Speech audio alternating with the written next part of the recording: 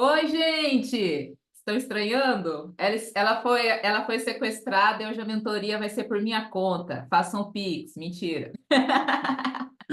Gente, minha mãe tá aqui em casa e ela falou assim para mim: Ai, filha, um dia seria legal, né, você participar de uma aula do meu curso, né? Mas agora não. Ela ainda usou a expressão absurda.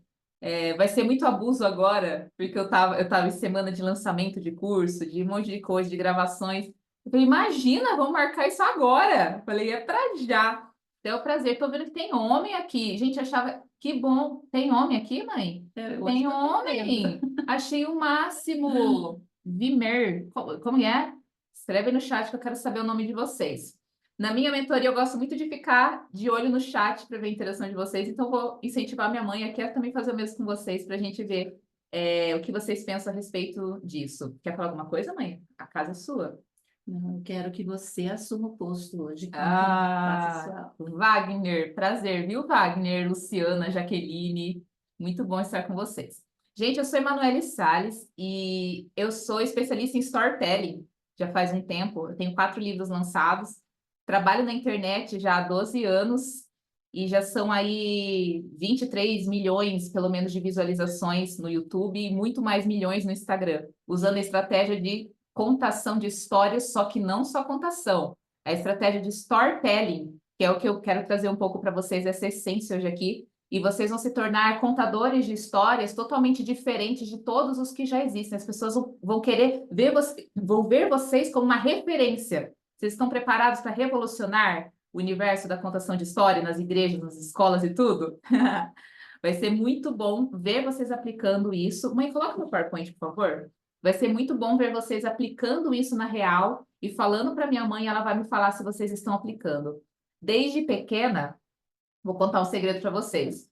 Um dia, a minha mãe contava história para a gente toda noite, né? Tem eu e minha irmã. E ela sempre contava história para a gente. Aí uma vez a gente falou para ela assim, mãe, conta uma história, só que não da Bíblia. A gente não quer da Bíblia. Deixa esse. Outro. Ah, tá. Só que não da Bíblia, a gente quer a história de Era uma Vez. Aí a gente falava que não queria ouvir da Bíblia, que a gente queria uma história de Era uma Vez. Por quê? A história de Era uma Vez gerava o quê, mãe? Tinha uma narrativa diferente que já veio criada, que já veio formada, cheia de emoções diferentes, cheia de personagens, expectativas, que são coisas que, por exemplo, a Bíblia tem, e muito mais do que qualquer história. Eu acho que foi aí que minha mãe começou a criar mais habilidade de contar histórias para que as histórias da Bíblia, inclusive, fossem mais interessantes, mais instigantes do que as da Disney, as de que viessem de qualquer outro lugar. Por que que eu tô com a minha imagem de escova de dentes aí? Não, já faz uns meses. Eu tinha voltado de um evento e eu tinha esquecido a minha escova de dente no hotel. Ah, eu vou comprar uma escova de dente agora. Falei, vou comprar uma escova de dentes. Imediatamente, era meia-noite, eu peguei o carro, fui numa farmácia, cheguei lá e comprei uma escova de dentes. Paguei cerca de R$ 40 nela e nem pensei nessa escova que eu gosto. Pensei, peguei, paguei e quando eu saí, apareceu um homem em situação de rua. Ele me abordou perto do carro e falou assim: Moça, eu perdi o meu emprego na pandemia e eu não consegui nenhum até agora. E eu tô passando necessidade, eu e minha família. Você tem algum dinheiro para me ajudar? Aí eu falei assim, moço, eu tô sem dinheiro nenhum em espécie. Vocês sabem, né, gente? Hoje em dia a gente. Meu cabelo. Hoje em dia a gente paga tudo pelo celular, né? A gente chega, aproxima ou paga no cartão. E aí eu falei, moça, eu tô sem nenhum dinheiro em espécie, mas se você quiser me falar alguma coisa que você esteja precisando de farmácia, eu vou e compro para você. Ele nem sabia o que eu tinha dentro da minha sacola e ele disse imediatamente: Nossa, sabe o que seria bom ter? Uma escova de dentes. Eu tô sem escova de dente já faz um tempo e seria muito bom ter uma. É uma necessidade tão básica, né, mãe? Uma escova de dentes, uma simples escova de dente. E aí eu pensei assim, cara, eu aqui comprando sem pensar uma nova quando uma pessoa estava com essa necessidade não suprida há tantos dias. Eu entrei na farmácia, comprei escova, pasta de dente, fio dental para ele e para a família dele. E eu não estou aqui para exibir uma obra de caridade, longe disso. A gente faz coisas de caridade bem mais interessantes para serem contadas, né, mãe? Só que não, eu resolvi falar para você exatamente essa coisinha tão pequena que era uma escova de dentes. Gente, as pessoas são cheias de necessidades, as crianças são cheias de necessidades que muitas vezes ninguém enxerga. Você pensa numa pessoa em situação de rua, talvez a primeira coisa que te passe na cabeça é: ele precisa de comida, ele precisa de uma cesta básica, ele precisa de um emprego. Logo, parece que você não pode suprir a necessidade daquela pessoa porque ela é grande demais ou imprópria para aquele momento que você está passando. Mas quem que para e pensa assim, gente, será que ele precisa de uma escova de dentes? É só uma pessoa muito sensível e atenta às necessidades que pensaria num detalhe tão pequeno.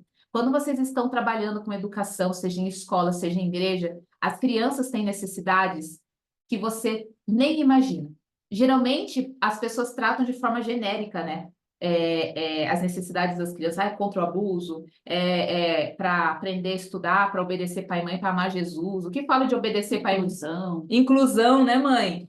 E eu estava até conversando com a minha mãe, quantas necessidades ocultas, pequenininhas, existem nesse público que não são tratadas. E vocês, mais do que ninguém, conhecem as crianças e as dores que elas passam. Será que o seu olhar está atento para as necessidades que ninguém vê? Eu tenho certeza que o melhor ou a melhor amiga que você já teve na sua vida não foi aquele que te deu o dinheiro, aquele que te socorreu de algo muito grande. Eu tenho certeza que a pessoa mais especial da sua vida foi aquela que viu uma dor sua que ninguém mais viu, que acolheu uma sensibilidade sua que ninguém mais acolheu na vida. Não é assim? Contem aí no chat. Vocês têm alguém na vida de vocês que é tão especial porque enxergou algo que ninguém enxergou? Vocês têm que ser especialistas na contação de histórias em abordar dores que ninguém enxerga. Dores que ninguém está nem abordando. Não é só o quebrando silêncio, né, mãe? Não é só inclusão. Não. Existem dores que são escovas de dentes, mas que elas fariam toda a diferença e te tornaria uma pessoa marcante e que marcaria a vida dos seus alunos. O que está por trás das histórias que fazem sucesso? Essa primeira moça da imagem, gente, vocês não, porque vocês são pessoas muito cultas e até cristãs e tudo mais. Vocês nunca assistiram Big Brother, né, mãe? Nunca assistiram, imagina! Falo nada que eu tô assistindo, gente. Minha mãe me viu assistindo Big Brother. Mas Juliette se tornou o maior fenômeno de reality shows do mundo. Uma brasileira, gente. Tô falando que tá sem som. É problema da pessoa, Eu né? acho que quem está sem som tem que ver a configuração aí do Zoom do seu computador, porque a maioria está tudo ok. Tá tudo ok. Juliette se tornou o maior fenômeno de reality shows da história do mundo. Saiu de um programa de televisão com 24 milhões de seguidores, uma pessoa completamente comum, completamente comum. E aí, o que que aconteceu para ela se tornar a vencedora do programa, a pessoa que teve mais alcance nas redes sociais? Sabe o que que foi, gente? Não foi porque ela era a melhor jogadora, a melhor estrategista, não foi. Foi simplesmente porque a sua história, a sua narrativa gerou identificações nas pessoas. Nossa, eu também sou rejeitada igual essa menina. Nossa, as pessoas também falam de forma grosseira comigo. Nossa, você viu que todo mundo riu dela? Você viu isso? Gerou o quê? Identificação. E reality shows não são nada mais nada menos que isso, né, mãe? São representações de nichos diferentes da sociedade, unidos para que as pessoas que veem gerem identificações. Juliette ganhou assim, é falar? Nós falamos sobre isso numa aula anterior, né? Ah, Quando o contador de história, ele precisa mergulhar na história que está contando, porque a criança que está ouvindo, ela pode se identificar com o personagem uhum. e resolver conflitos que ele não conseguiria de outra maneira.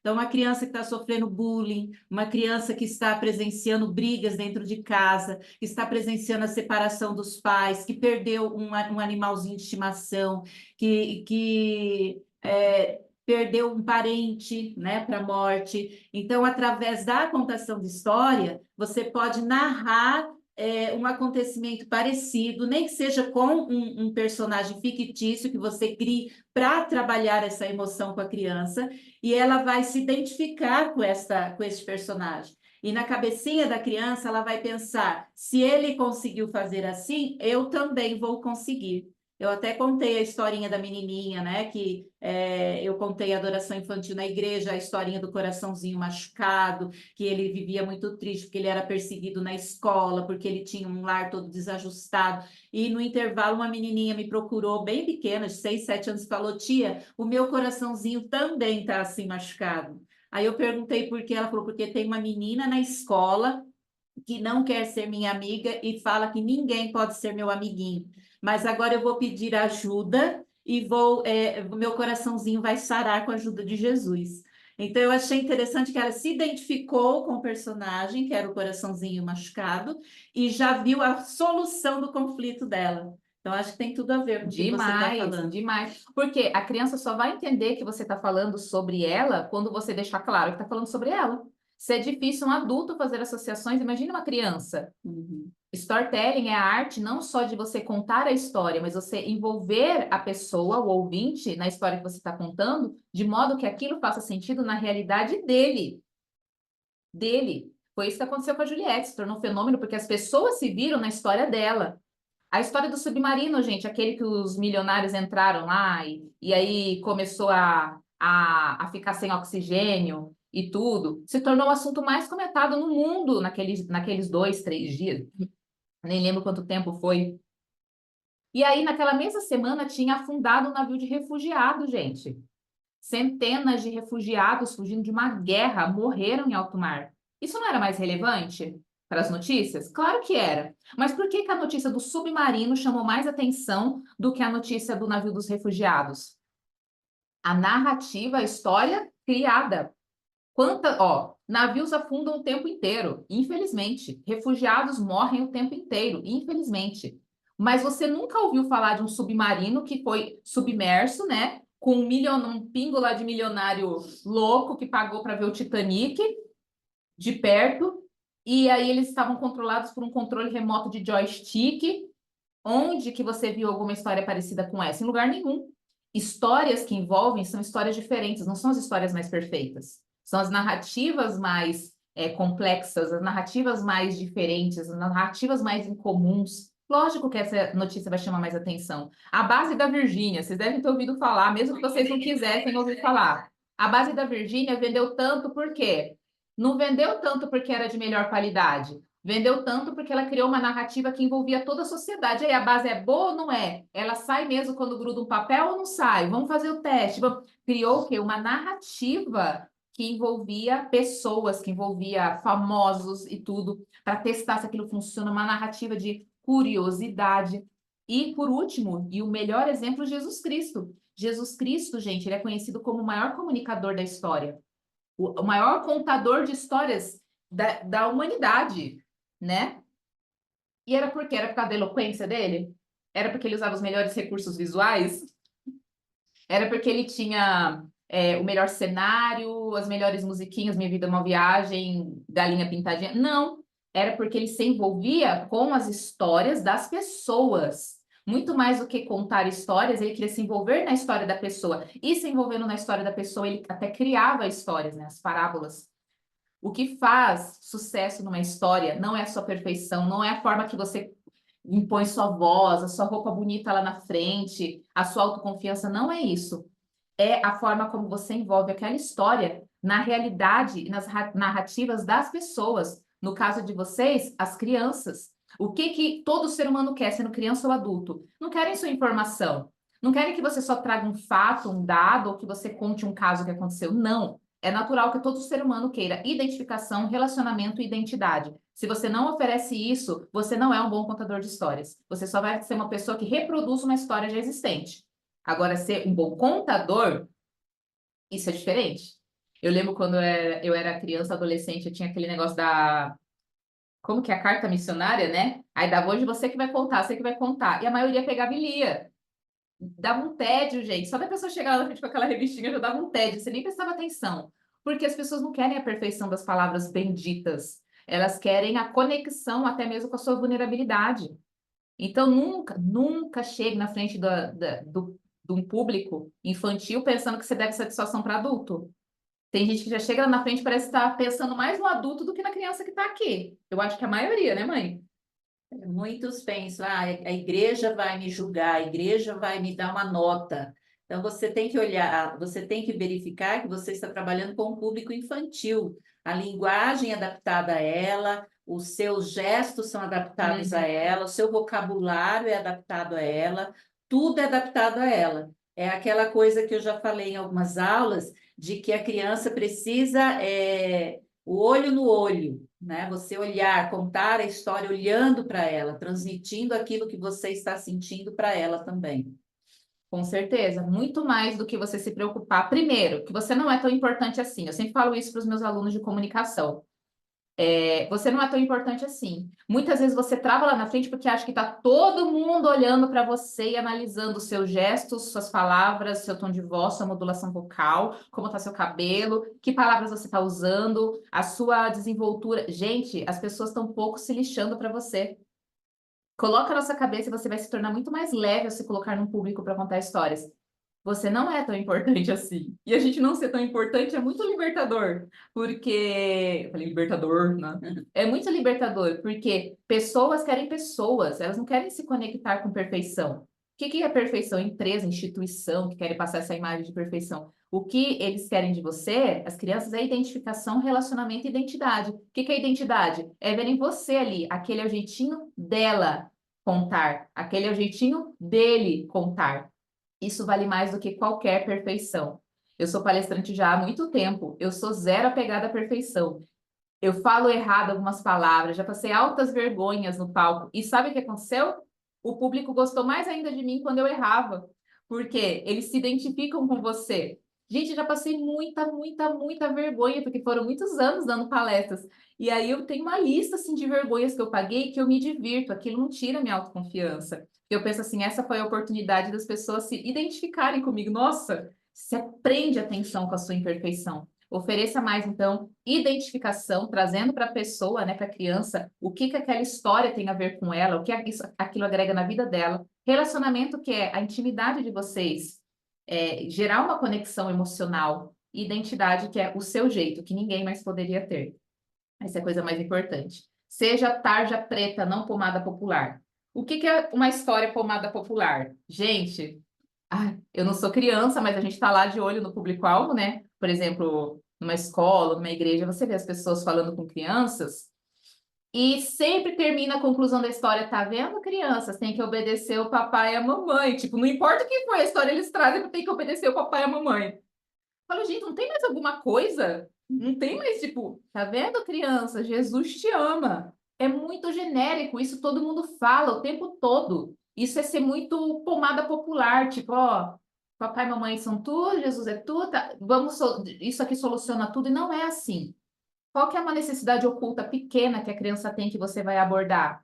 Tá vendo? Tá vendo, criança? Quando você tem medo de dormir no escuro, porque acha que alguma coisa pode acontecer e você está se sentindo sozinho, porque os seus pais têm brigado muito, porque você sente falta da companhia da sua mãe que trabalha demais, você tem que pegar o quê? Coisas que falem, o tio tá falando comigo? É exatamente isso que eu tô sentindo.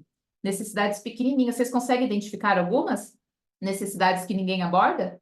A sua história tem que criar conexão com essas necessidades. Não adianta você contar a história da Arca de Noé e só ficar por isso. E aí, que transformação isso faz na criança? Nenhuma, ela só vai saber uma história.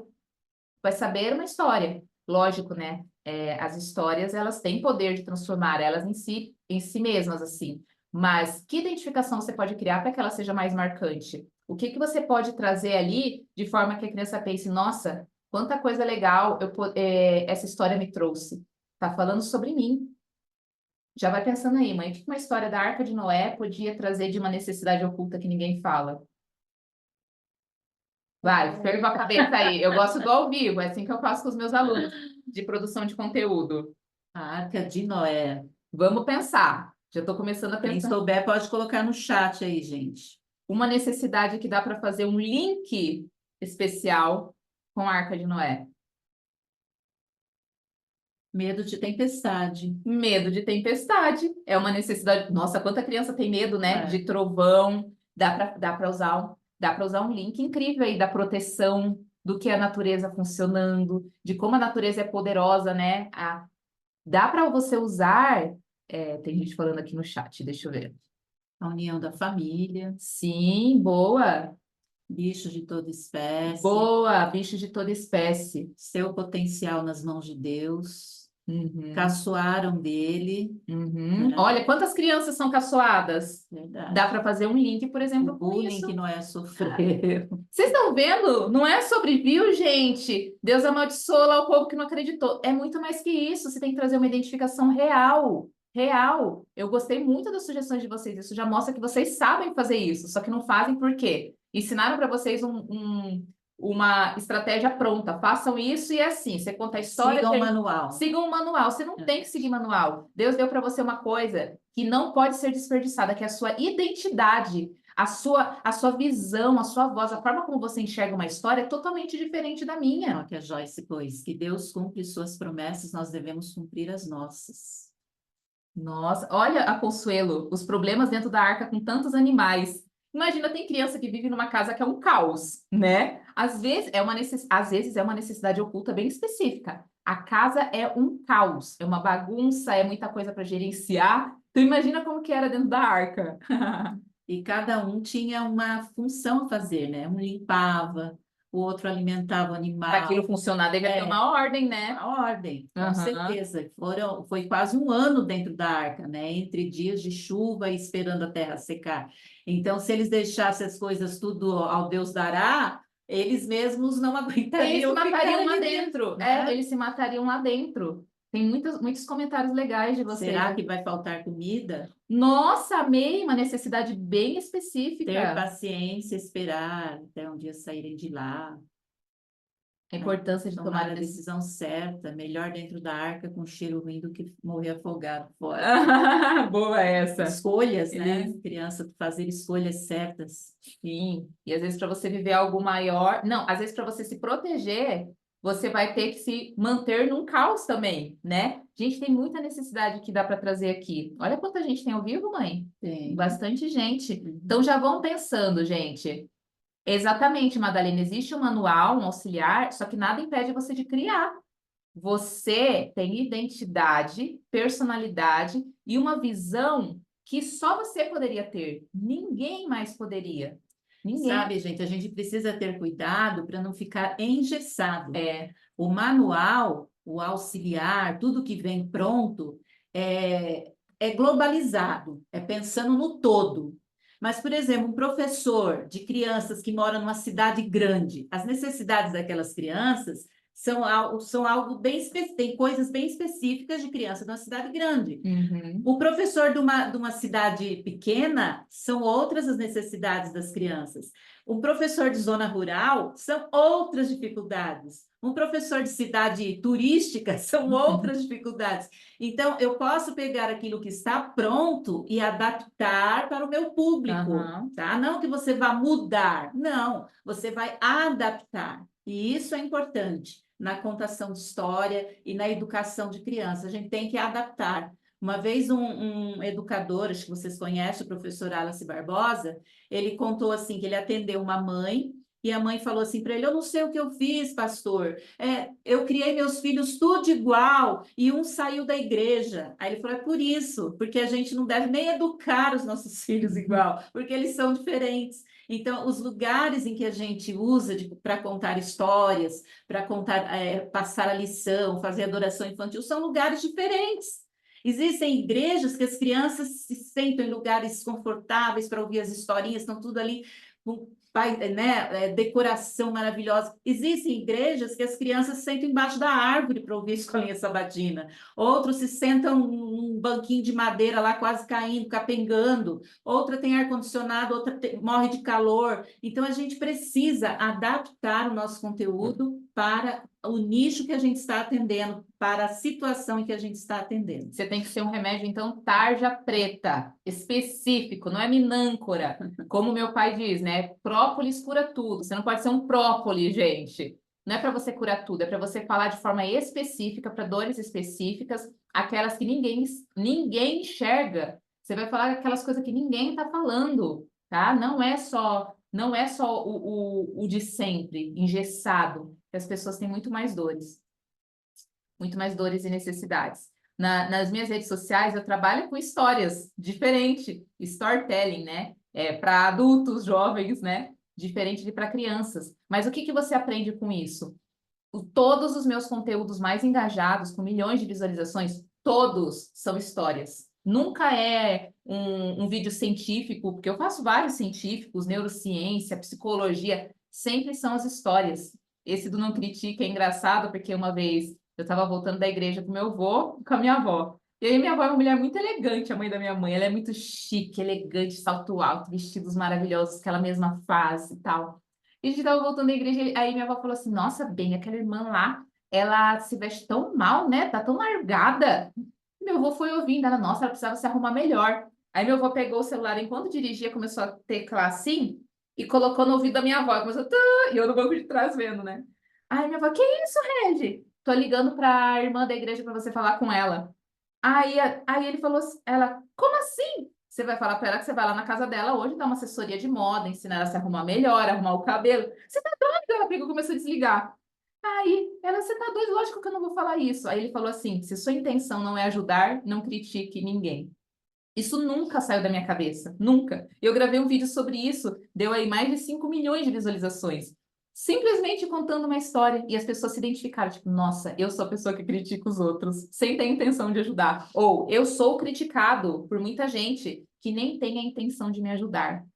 E é impressionante como as histórias conectam pessoas desde a infância até a fase adulta.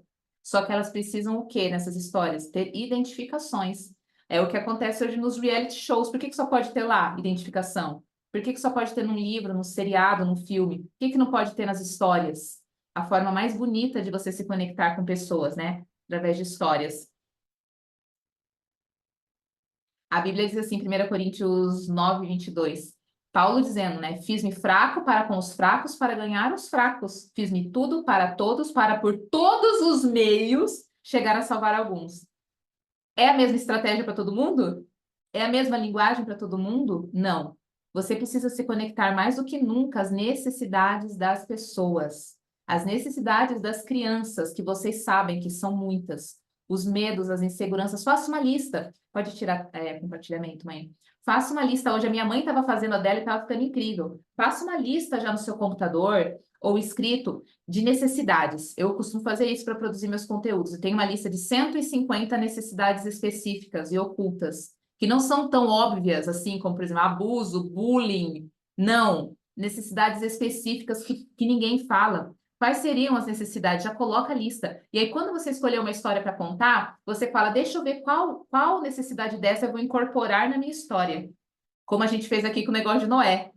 Faça e desafie seu cérebro a pensar, porque Deus te deu capacidade para pensar. Você não precisa de tudo mastigado. Você não precisa.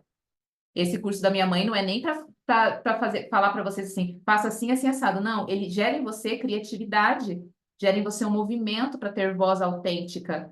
Então você tem que raciocinar. A minha mãe já está fazendo a dela, e eu quero que vocês façam de vocês também uma lista de 100 necessidades ocultas, aquelas que ninguém está vendo.